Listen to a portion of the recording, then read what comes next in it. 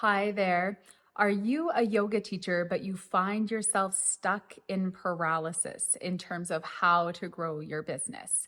Let's be honest for a second here. In 200-hour yoga teacher trainings, as fabulous and transformative and empowering as they are, I know when I first took I've taken a few, but when I took my very first one, I think when I came out the other end, the very first thing that I realized was that the vastness of yoga had been open to me. I could now see so much was there, so much more than I had ever imagined before.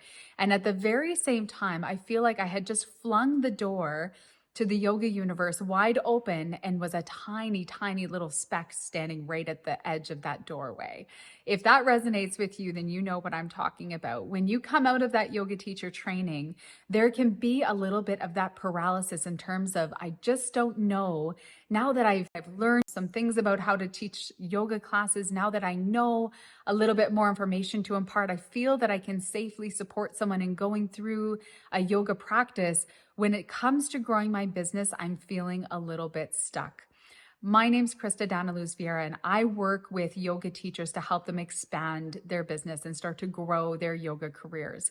And I do this because there is a gap. When we finish our yoga teacher training, there isn't necessarily enough time within those 200 hours to really allow us to learn how all the ins and outs of the career.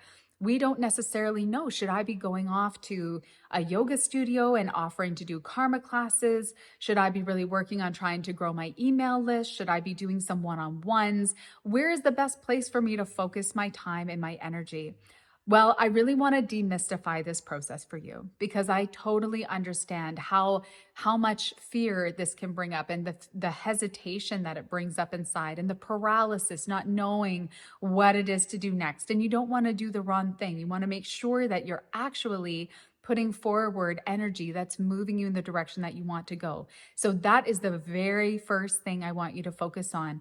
Determine for yourself. Number one, determine for yourself, where do I want to go?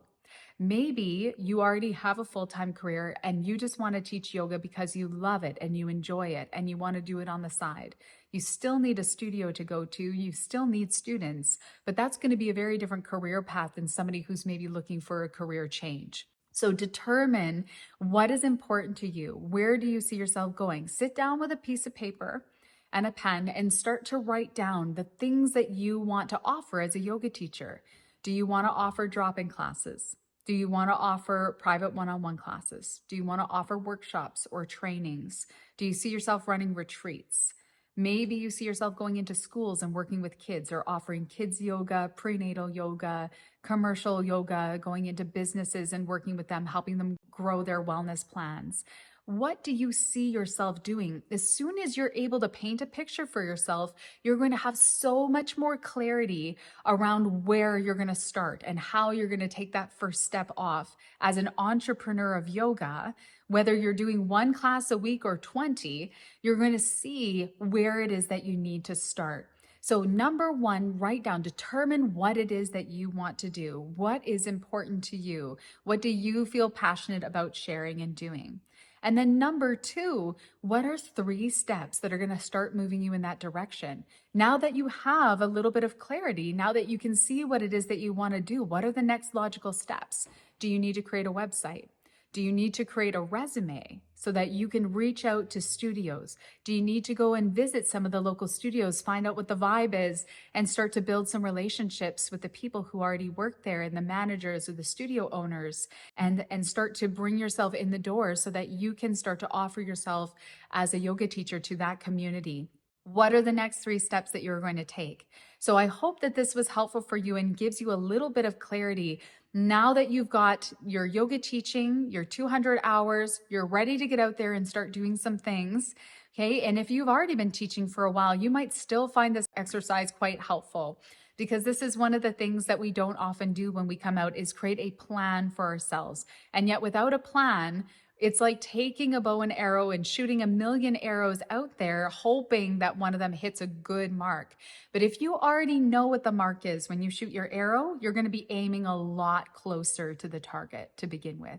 So I invite you to do that. Let me know if this resonated with you. Like this video and feel free to subscribe so that you don't miss a video when it does come out. My name's Krista Daniluz Vieira. I've been a yoga teacher for over 15 years. I have my own yoga studio and I coach yoga teachers on how to grow their businesses so that they can have thriving careers in yoga and have an abundant lifestyle. So if this sounds like something that you would love, please feel free to subscribe again and have a beautiful, wonderful day.